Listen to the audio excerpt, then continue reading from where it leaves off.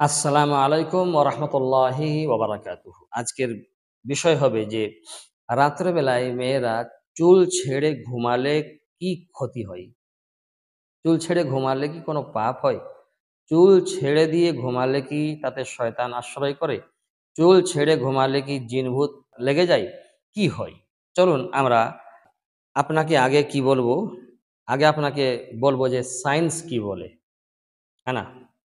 তো চলুন অগোছালো বনি বা উঁচু পনিটেলে চুল রেখে ঘুমানো ক্ষতিকারক বলে মনে করা হয়।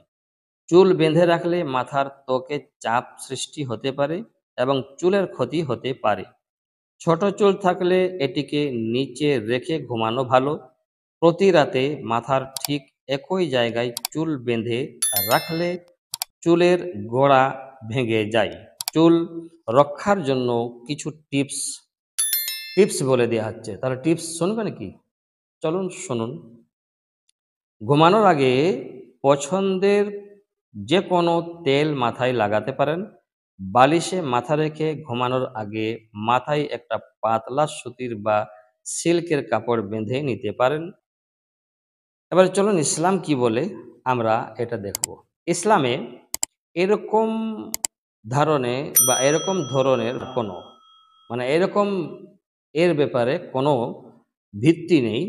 এগুলি অহেতুক মন গড়া কুসংস্কার মাত্র।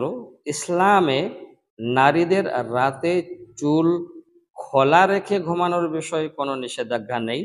কোরআন ও হাদিসে এমন কোনো নির্দেশনা পাওয়া যায় না যা চুল খোলা রেখে ঘুমানোকে নিষিদ্ধ বা ক্ষতিকর বা অপছন্দনীয় বলে।